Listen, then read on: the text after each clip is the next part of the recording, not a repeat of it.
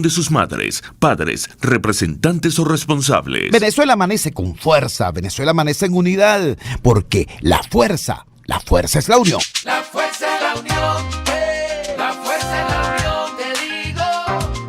Venga toda Venezuela a organizarse.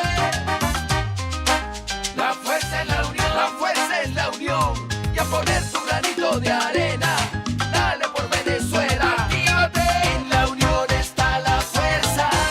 Por eso te digo que la fuerza es la unión.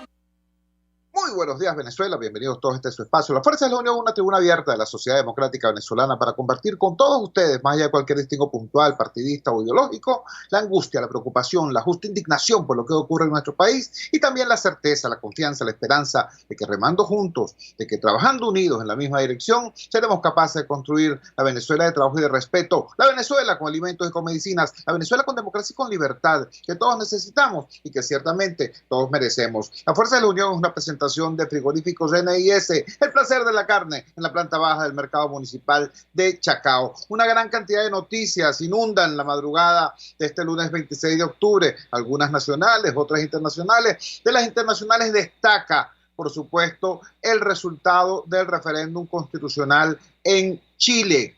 Hemos hecho hincapié nosotros en las últimas semanas sobre la necesidad de que los venezolanos veamos lo que ocurre en el mundo, el hemisferio, en la región, desde una perspectiva más amplia que la que permite nuestra óptica polarizada doméstica.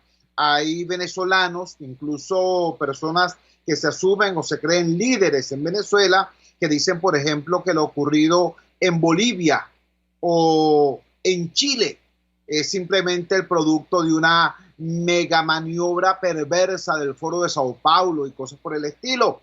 Independientemente que haya efectivamente fuerzas de carácter subcontinental tratando de influir en determinados procesos, la verdad verdadera es que hay hechos sociales de una profundidad importante, hechos políticos de una profundidad importante, sin conocer los cuales es imposible explicarse. Por ejemplo, lo que ocurrió en Bolivia, o lo que ocurre en México, o lo que en efecto pasó ayer en Chile. Por eso tenemos en línea a un experto que nos puede orientar, que nos puede dar luces para mejorar nuestra capacidad de análisis. Me refiero al doctor Fernando Mires. El doctor Fernando Mires es chileno, es profesor emérito de la Universidad de Heidelberg en Alemania y es una persona que además nos ha distinguido haciendo un seguimiento muy cercano y muy solidario de la crisis política en nuestro país. Doctor Mires, gracias por atender nuestra llamada madrugadora.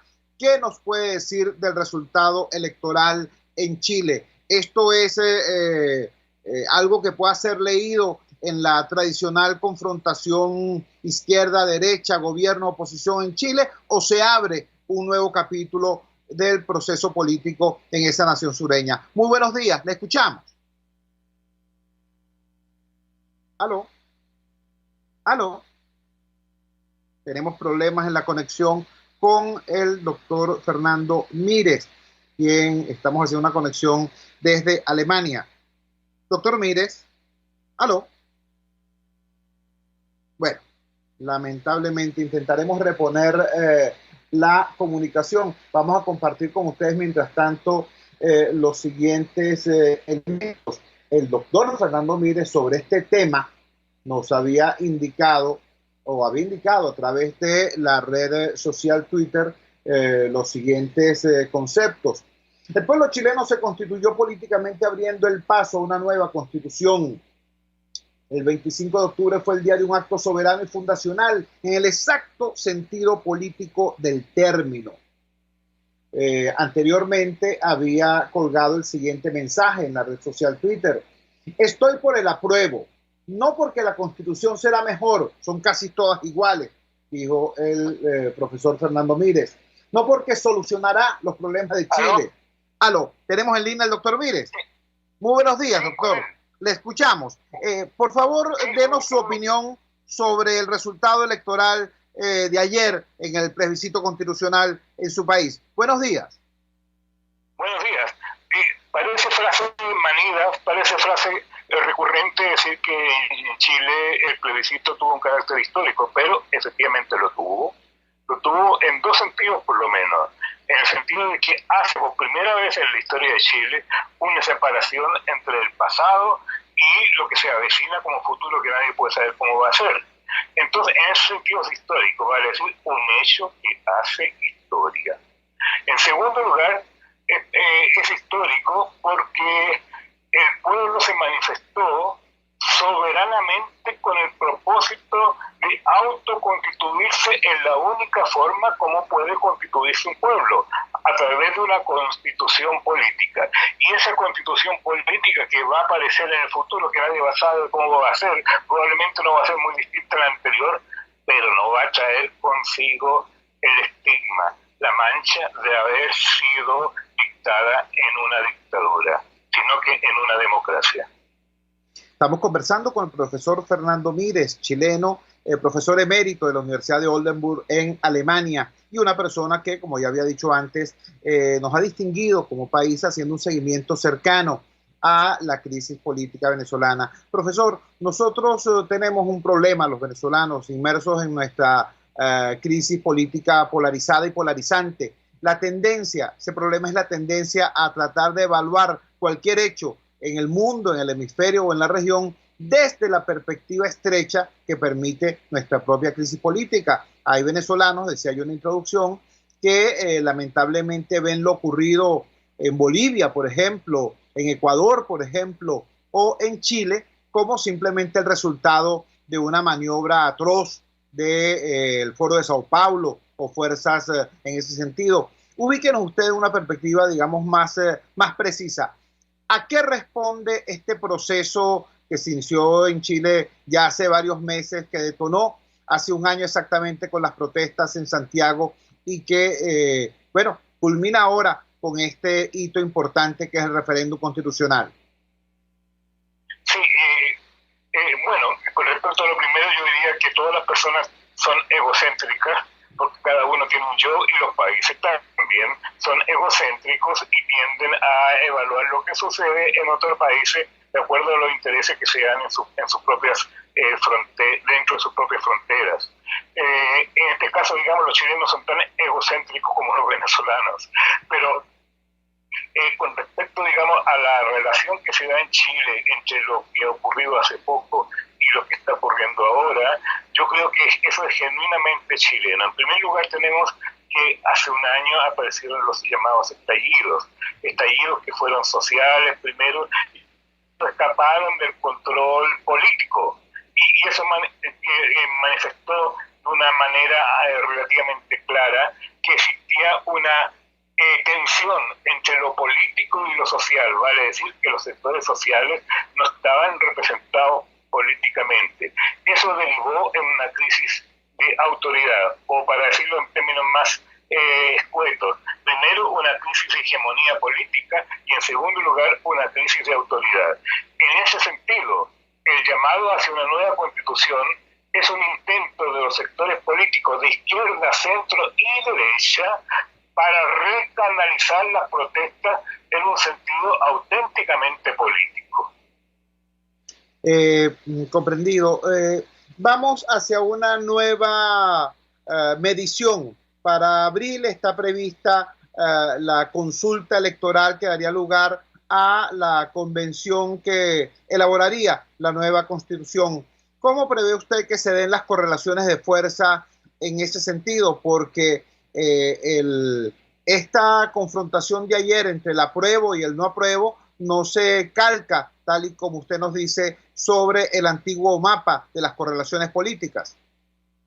Sí, en primer... Aló. Estamos conversando con el profesor Fernando Mires, chileno de nacimiento y profesor emérito en la Universidad de Oldenburg en Alemania. Le escuchamos, profesor.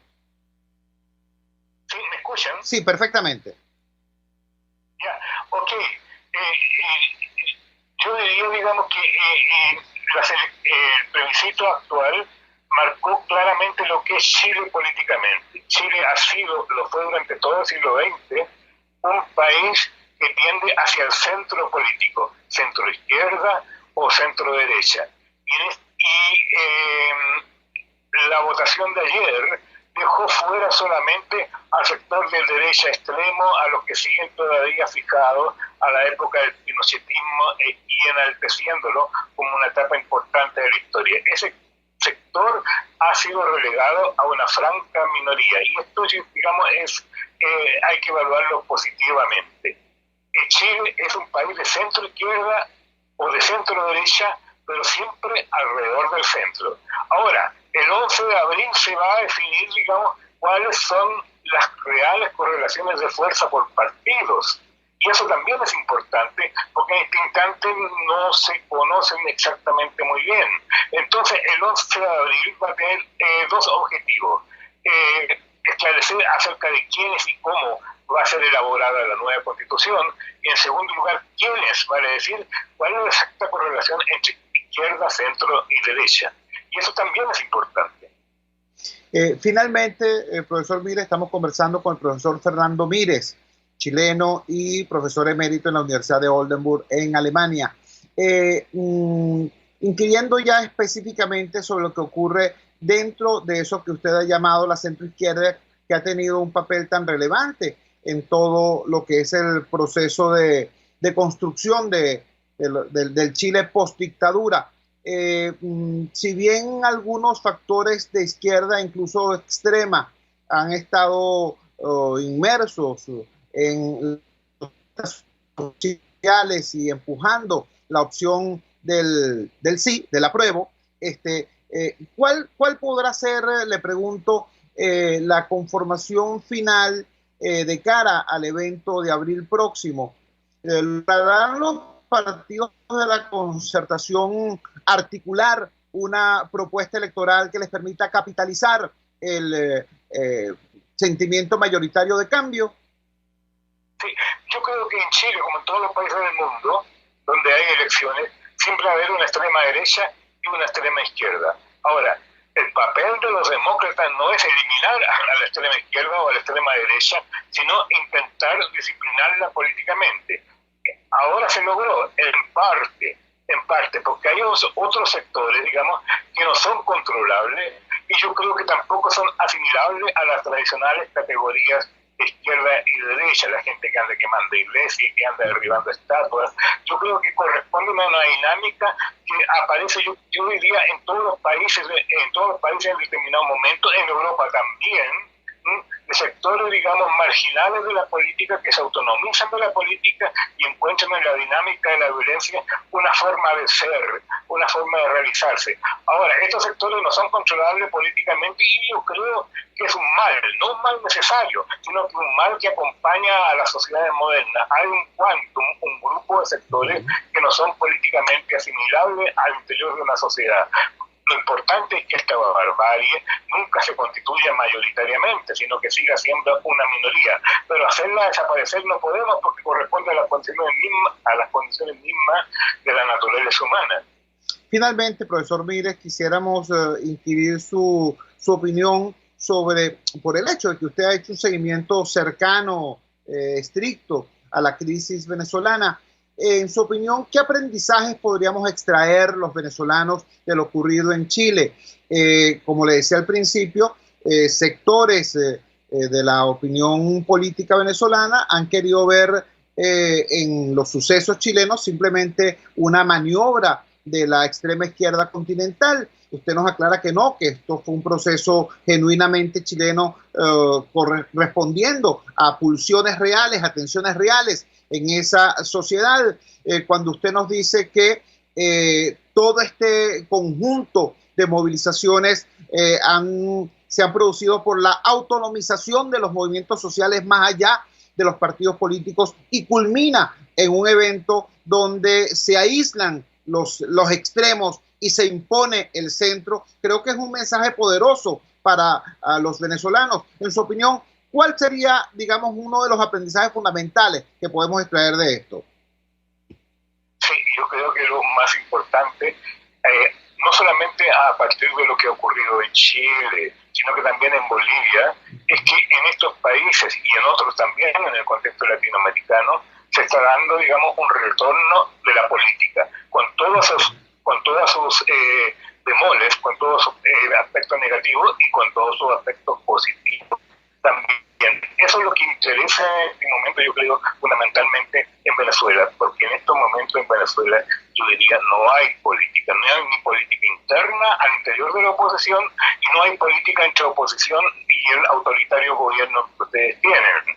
Entonces, ellos u otros lo llaman dictadura. En ese sentido, digamos, no hay una comunicación política, y de lo que se trata de recuperar en primer lugar es la comunicación política, no con actos narcisistas, como llamar una consulta, por ejemplo, como la que está llamando Guaidó, a consultarse si se puede hacer esto o esto otro. Eso es un acto, digamos, narcisista, en el sentido, digamos, que solamente está dirigido al interior de la oposición, y el rol de la oposición no es comunicarse consigo misma, sino que en primer lugar con el conjunto del país. Ese llamado a la consulta, por ejemplo, lo considero social y políticamente excluyente, porque no da ningún mensaje al sector que todavía apoya al gobierno. Los ciudadanos tienen derecho, digamos, a ser chavistas o no chavistas, y están, digamos, solamente en el interior de la oposición haciendo una consulta que todos saben cuál va a ser el resultado y cuánta poca gente va a ir a esa consulta. Yo creo que esa consulta va a terminar de cavar el foso en que ha estado cavando la propia oposición para sí misma. Profesor, le agradecemos profundamente que nos haya regalado estos minutos y nos haya proporcionado nuevos elementos para poder evaluar lo que está ocurriendo en Chile y de qué manera impacta esto lo que ocurre en la región y en nuestro país. Muy buenos días. Buenos días y que estén muy bien. Saludos. Era el profesor Fernando Mires, chileno, profesor emérito en la Universidad de Oldenburg en Alemania. Sus cuentas en la red social Twitter es @FernandoMiresOL. Repito, @FernandoMiresOL, y es un investigador en ciencias sociales que ha hecho un seguimiento muy cercano de la crisis política venezolana. Vamos a la siguiente pausa comercial y ya regresamos con muchísimo más de La Fuerza. La fuerza es la unión. Usted escucha Unidad, la fuerza es la unión, con Chuo Torrealba por RCR 750 AM. Sintonícenos a través de Periscope, @RCR750, la radio que se ve. Pluralidad contigo. Respeto contigo. Responsabilidad contigo. Libertad contigo. Estamos contigo y punto. De lunes a viernes a la 1 de la tarde. Contigo. Solo por RCR 750 AM. Porque lo bueno une. Voz de América. Información precisa, completa, veraz, objetiva e independiente. Directo a tu pantalla. De lunes a viernes a las 2 de la tarde por RCR 750. Hola, soy Blanca Rosa Mármol de León, magistrada emérita del Tribunal Supremo de Justicia. Les invito a sintonizarnos junto a Thais Peñalver los martes de justicia al mediodía en Buen Provecho. Conéctese con nosotros en @RCR750 y buen provecho. Opinión, ideas en debate. Usted escucha a Chuo Torrealba en Unidad, la fuerza es la unión, por RCR. Regresamos a La Fuerza es la Unión y lo hacemos con otro tema que es otra de las noticias más relevantes en esta madrugada del lunes 26 de octubre, esta vez de carácter nacional. Seguimos el tema político, pero de carácter nacional. Es lo relacionado con la fuga de Leopoldo López de la Embajada de España. Esto ocurrió el día sábado y ha generado no pocos comentarios, no poca información. A veces no es información lo que se genera, sino rumores, e incluso rumores malsanos, hay que decirlo. Resulta asombroso ver cómo a veces en las redes sociales uno encuentra ante un hecho tan relevante y tan claro en su primera lectura, como es el hecho de que un preso político, un perseguido político alcance su libertad.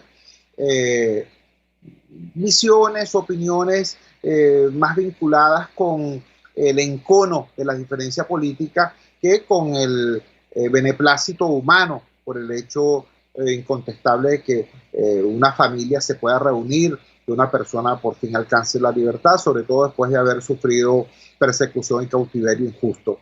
Yo, frente a esto, creo que lo primero que hay que decir, y así lo expresé en un hilo que compartí a través de la red social Twitter, la primera reacción que debe generar que un preso o un perseguido político alcance su libertad es alegría.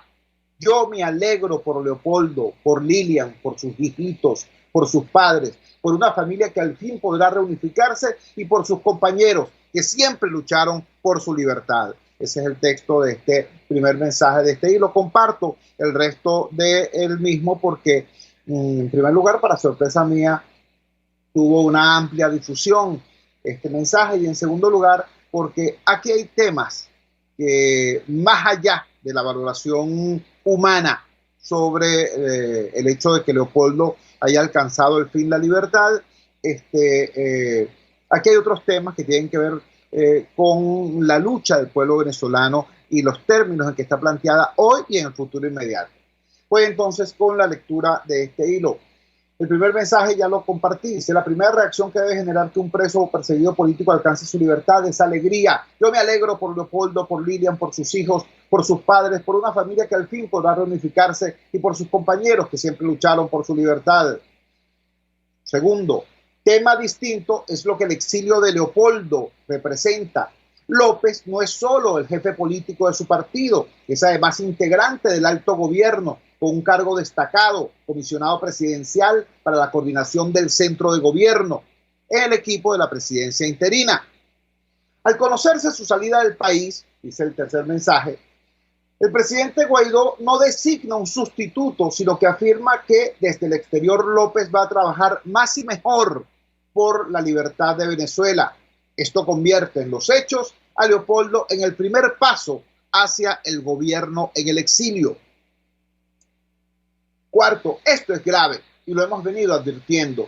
Las acciones del presidente Guaidó y de todo el llamado G4 parecen orientadas desde hace tiempo a que a partir de enero tengamos una Asamblea Nacional, los restos de la elegida en 2015, funcionando, entre comillas, desde el exterior, y a un gobierno interino en el exilio.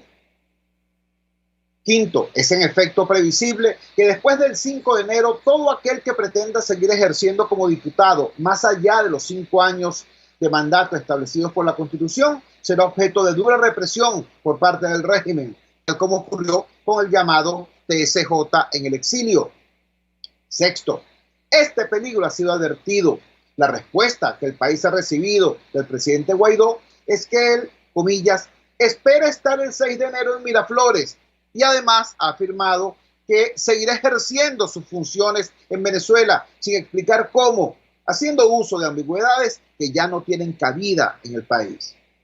Séptimo, que el coordinador del centro de gobierno de la presidencia interina haya aterrizado ayer en Madrid indica que el gobierno en el exilio no es una sospecha, sino un plan en plena ejecución.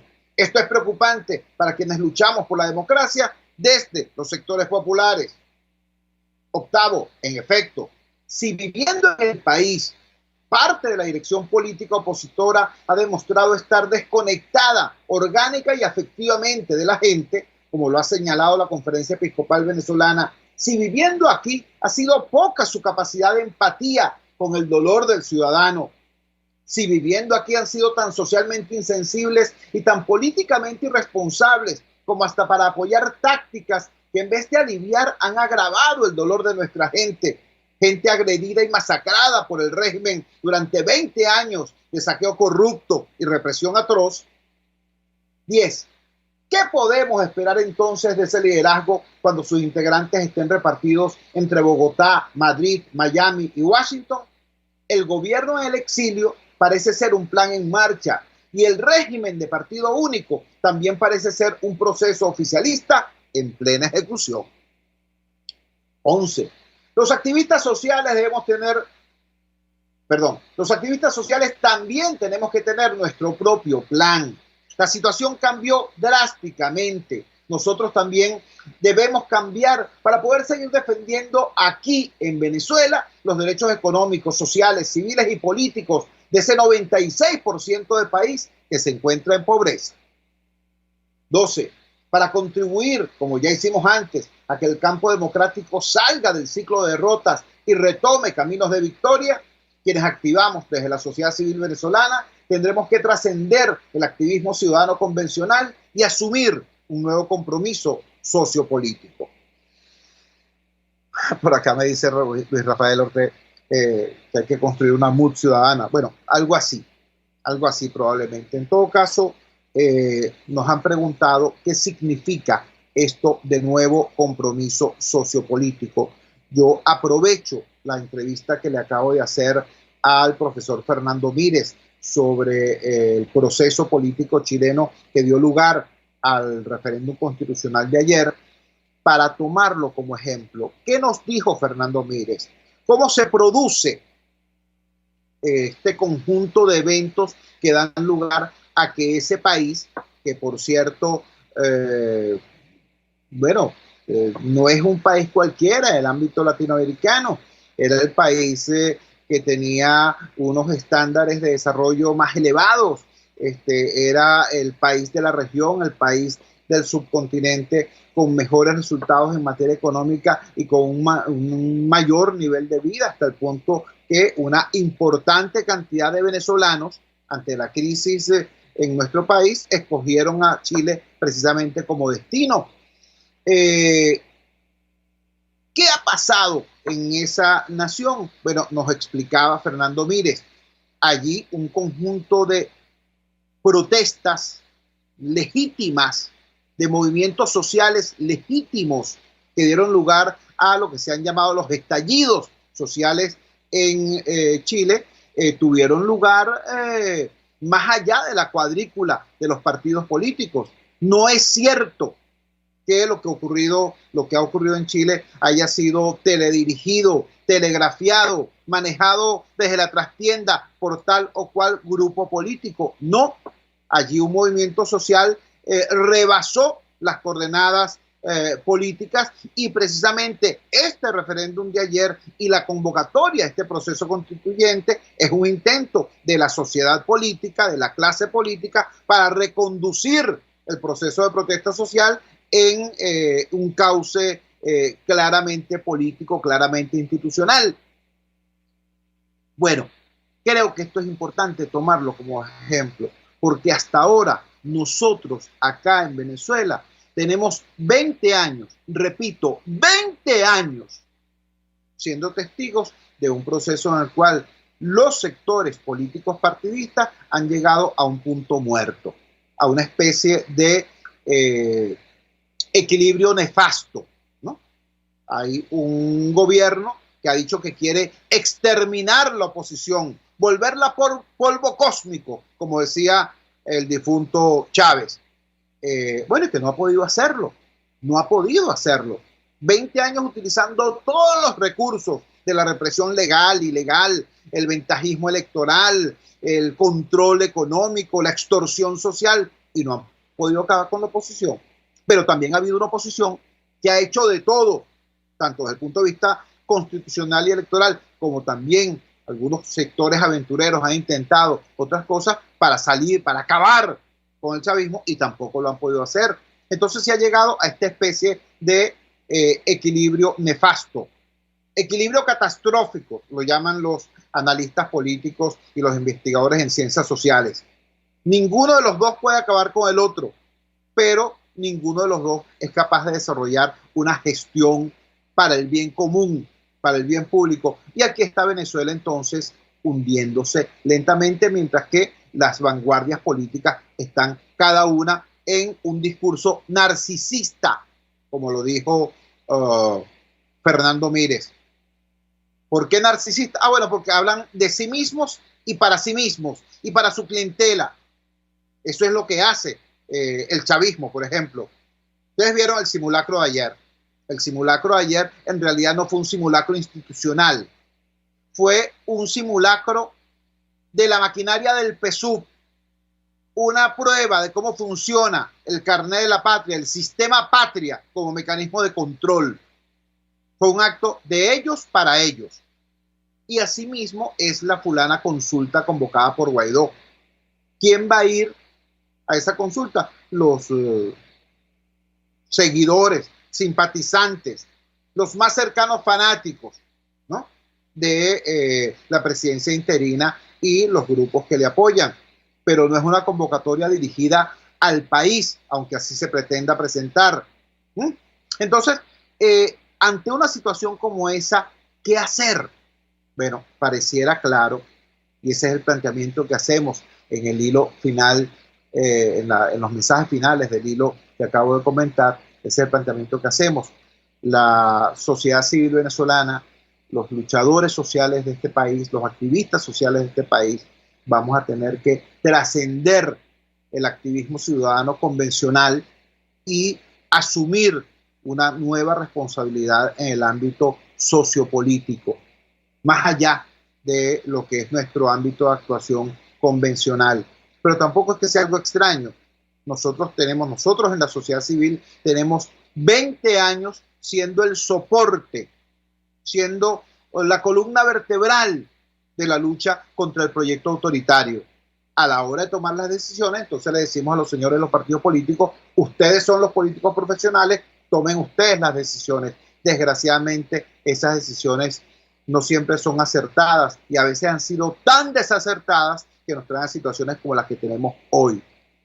Es entonces, repito, cuando desde la sociedad civil tenemos que reflexionar y decir, bueno, ¿cuál es nuestro papel? Seguir siendo hinchas, periferia, apoyo de direcciones políticas que desgraciadamente han demostrado que no saben dónde están ni para dónde van. O asumimos nuestra responsabilidad como ciudadanos, elaboramos algunas definiciones básicas. ¿Cuál es nuestro objetivo? ¿Cuál es la estrategia para alcanzar ese objetivo? ¿En qué tácticas aterrizan, se concretan esas estrategias? Y avanzamos. No contra los partidos, no. En diálogo nutritivo con los partidos, respetuoso con los partidos, procurando sobre todo que sus bases y sus cuadros medios, que van a quedar abandonados, ¿no?, cuando se produzca pues este tipo de situaciones donde los dirigentes más importantes de esas formaciones estén, repito, bastante lejos de nuestras fronteras. Entonces, ¿cómo hacer? ¿Cómo hacer para que, como dice Luis Rafael a través de Periscope, en esta situación de emergencia nacional, la ciudadanía adopte decisiones de emergencia, decisiones para unirnos desde la base, para unirnos desde abajo, de abajo hacia arriba, de adentro hacia afuera, y dar respuestas que vayan más allá de estas melancólicas consignas voluntaristas y narcisistas que nos van a llevar a resultados ya cantados, como el del próximo 6 de diciembre o el próximo 5 de enero. Esa es la reflexión, porque los que no nos vamos de este país, vamos a pelear por este país. Vamos a la siguiente pausa comercial y ya regresamos con muchísimo más de La Fuerza. La fuerza es la unión. Les estamos presentando Unidad, la fuerza es la unión, solo por RCR 750 AM. Puedes seguirnos en nuestras redes sociales. En Twitter, @RCR750, la radio que se ve. Ellos sí que no saben nada. Y así nos va. El espacio donde se tocan los temas más candentes de interés político y nacional. Y así nos va.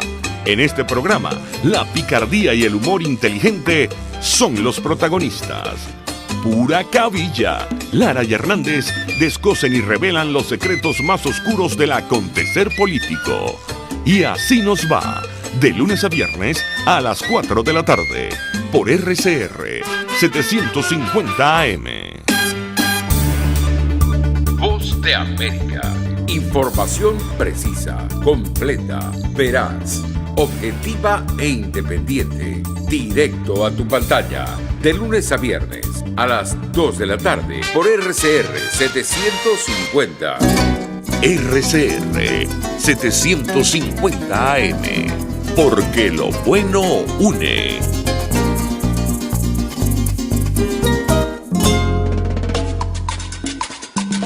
Les estamos presentando Unidad. La fuerza es la unión. Solo por RCR 750 AM. La fuerza es la unión. Como ya les he dicho antes, la fuerza es la unión es una presentación de Frigoríficos NIS, el placer de la carne, ubicado en la planta baja del mercado municipal de Chacao. Otro evento muy importante que va a tener lugar hoy es la exhumación de los restos del venerable José Gregorio Hernández, nuestro beato, nuestro santo. Este evento se va a producir hoy y creo que es importante pasarnos por los detalles de este hecho porque hay muy poca información en algunos sectores y más bien hay alguna confusión. Recordemos que desafortunadamente en situaciones pasadas, por ejemplo, cuando se produjo la exhumación o revisión técnica de los restos del Libertador para una operación propagandística del gobierno para tratar de justificar, darle un nuevo rostro al padre de la patria, más allá de lo que son los testimonios recogidos en la época. Como ustedes saben, hubo numerosos retratistas que pudieron plasmar la imagen de Bolívar estando vivo y la imagen es conocida pues en nuestros libros de historia. El gobierno empeñado, el gobierno de Chávez, el gobierno de Maduro, empeñados como están en reescribir la historia y ponerla, manipularla de acuerdo a sus intereses políticos actuales, se metieron incluso con el rostro del Libertador y parte de la operación propagandística lo llevó a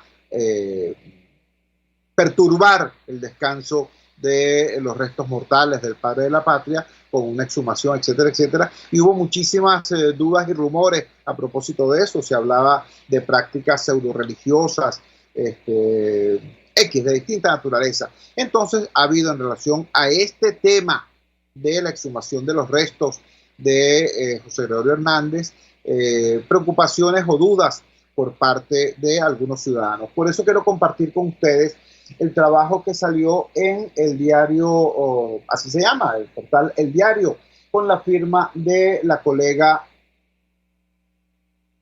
Georgette Saar. Hace un excelente trabajo, a mi juicio, sobre este tema. Y precisamente esa pregunta es la que sirve de título al trabajo, al análisis. ¿Por qué los restos de José Gregorio Hernández tienen que ser exhumados? El venerable doctor José Gregorio Hernández será beatificado en 2021. Previo al reconocimiento, sus restos deben ser exhumados, ceremonia que se realizará hoy, lunes 26 de octubre, y será transmitida en vivo.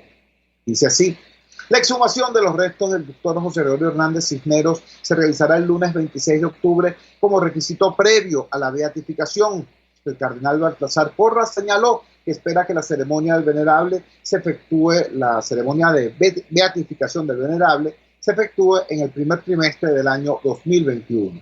La Arquidiócesis de Caracas informó a través de un audiovisual que la exhumación de los restos es un requisito que exige el Vaticano para constatar que allí están las osamentas del futuro beato. Es decir, insisto, subrayo, el acto de exhumación no es una decisión caprichosa ni está vinculada con las autoridades gubernamentales venezolanas. No, es un requisito establecido por el Vaticano en el proceso de beatificación camino a los altares para José Gregorio Hernández. También este es un hecho, también este es un proceso para verificar que todo coincide con el acta que se redactó tras la exhumación del año 1975. En ese año se realizó el procedimiento para trasladar los restos del doctor José Gregorio Hernández desde el Cementerio General del Sur hasta la iglesia Nuestra Señora de la Candelaria en el centro de Caracas, donde se encuentran actualmente.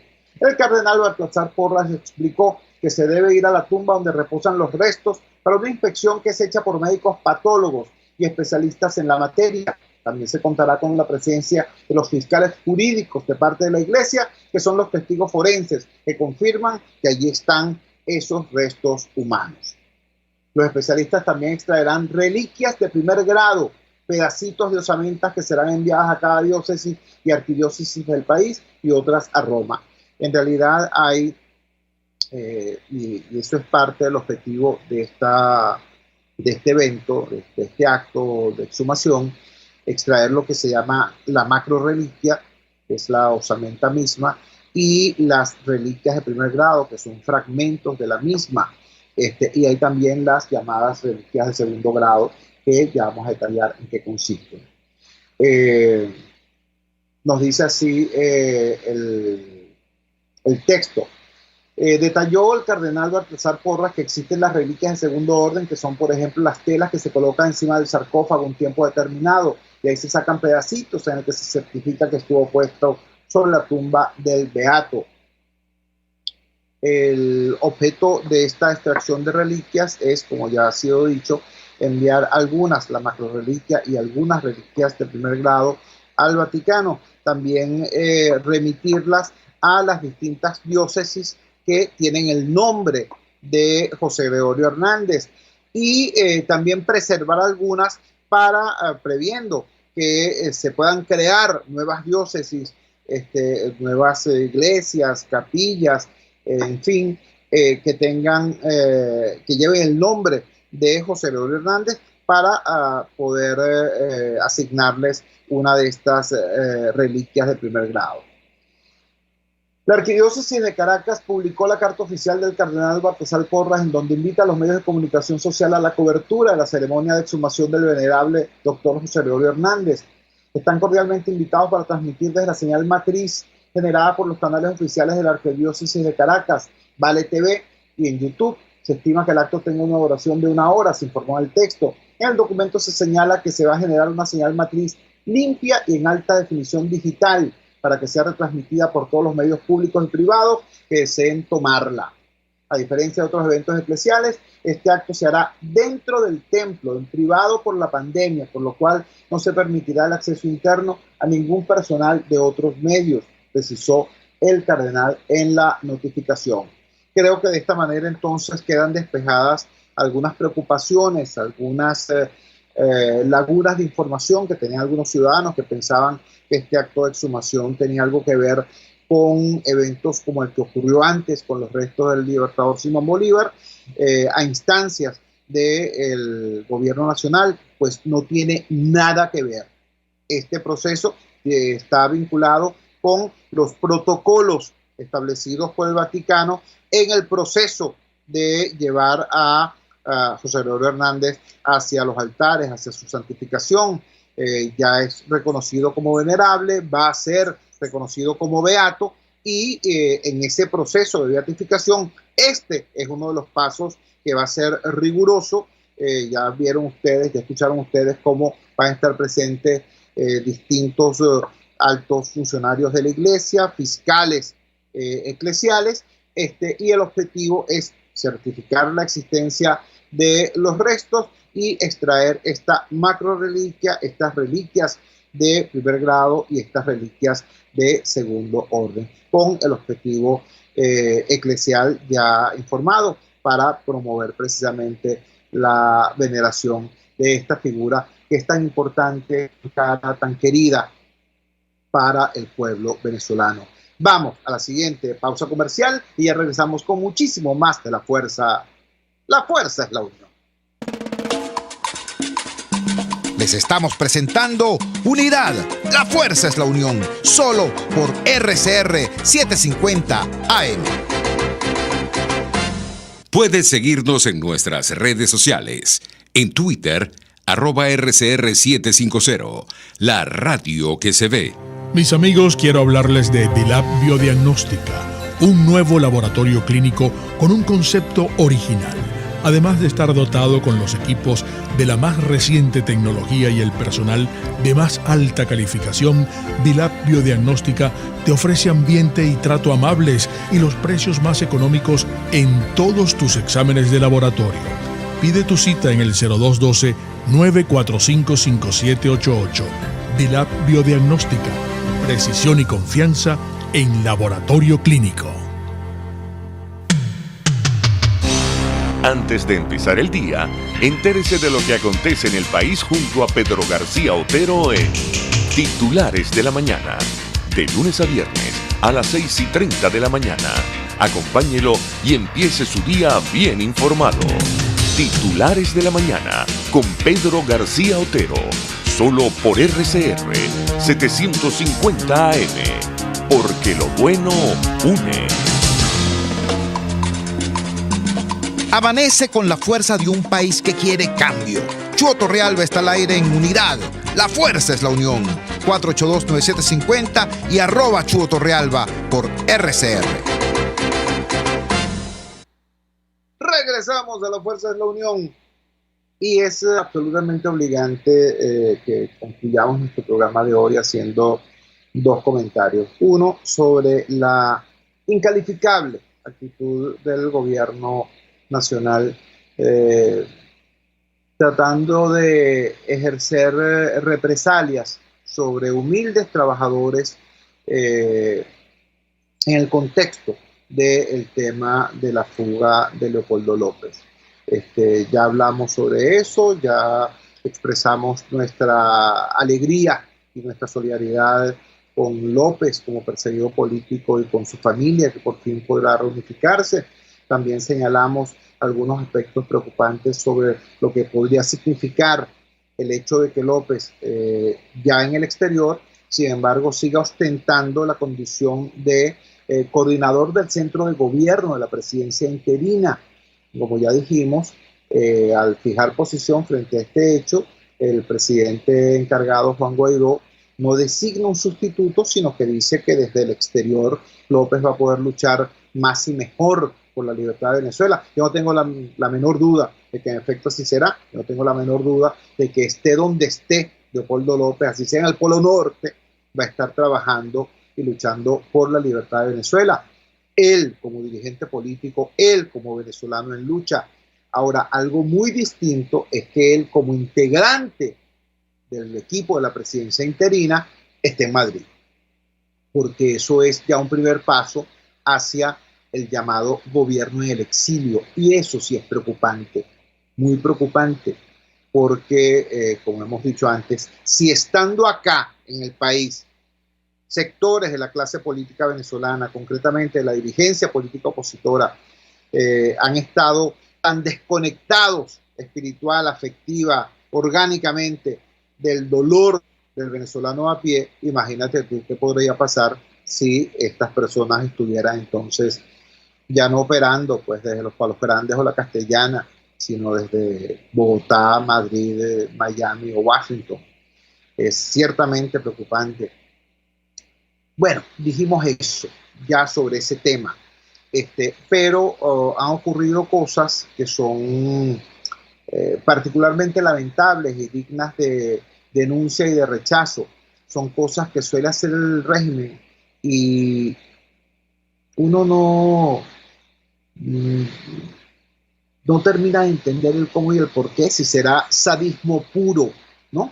Si será saña, odio simplemente, o si es una operación propagandística para tratar de aquietar a los sectores más radicales del propio chavismo, ¿no? Decirle, bueno, aquí tenemos algunos culpables, vamos a ensañarnos con ellos. Les recuerdo, por ejemplo, el caso de la señora de avanzada edad, la señora de la tercera edad, que por el solo hecho de ser vecina de Simonovic, fue detenida, fue hecha presa, estuvo una gran cantidad de tiempo presa, incluso salió su boleta de excarcelación y la mantuvieron presa, y no fue sino hasta hace poco, cuando Enrique Capriles realizó una negociación con el gobierno y salieron 101 presos políticos, cuando esta ciudadana logró alcanzar su excarcelación.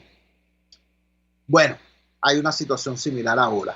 Resulta que el gobierno puso presa a la señora que le cocinaba la comida a Leopoldo López. ¿Qué te puedo decir?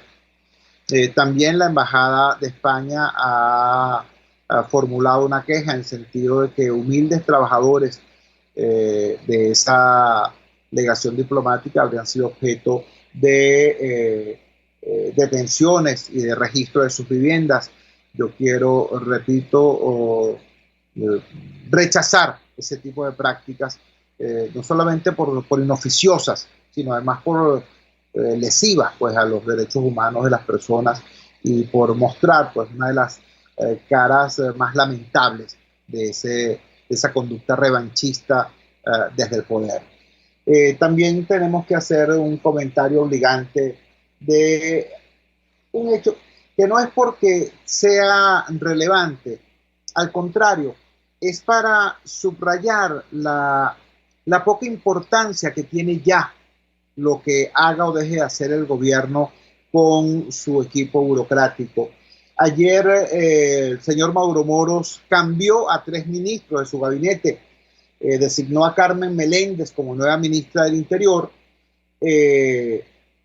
designó a Néstor Reverol como ministro de Energía Eléctrica y designó a alguien llamado Ali Padrón como nuevo ministro de Turismo. El anterior ministro de Turismo, de apellido Plasencia, fue designado nada más y nada menos que embajador en China. Bueno, sobran los comentarios. Carmen Meléndez como ministra del Interior, ¿qué les puedo decir? Allí está su reciente experiencia como gobernadora del estado Lara, lo que pasó en Lara en materia de garantía del orden público. ¿Qué fue lo que se vivió allí? Bueno, los venezolanos lo sabemos, los larenses lo saben amargamente en carne propia, cómo se dio apoyo a los grupos violentos del oficialismo para ejercer represalias contra la población inerme y cómo el armamento de guerra. Así fue como Carmen Meléndez garantizó la seguridad de Lara siendo gobernadora. Si ese es el tipo de gestión perfecta, como es su nick en las redes sociales, que va a tener garantizando la seguridad a nivel nacional del Ministerio de Relaciones Interiores, bueno, pobrecito este país, pues va a ser difícil que haga una gestión peor que las anteriores, pero es perfectamente posible esperarlo. Néstor Reverol como ministro de Energía Eléctrica, ¿qué te puedo decir? El experto en energía eléctrica, Néstor Reverol. ¿Qué sentido tiene? Bueno, salvo el intercambio, la mantención de cuotas de poder dentro del gabinete, efectivamente no pareciera tener otro sentido, porque conocimiento de lo que es el área, un área que requiere conocimiento técnico y destreza profesional, no parece ser el caso. Y finalmente lo ocurrido con el tema del Ministerio del Turismo. Un ministro de Turismo para un país sin gasolina, un ministro de Turismo para un país que antes de la pandemia ya no venía nadie a Venezuela, los aeropuertos venezolanos parecían desiertos. Ministro de Turismo en un país donde no hay seguridad personal ni seguridad jurídica, por el amor de Dios. Por eso digo, pues, este anuncio del gobierno lo que pone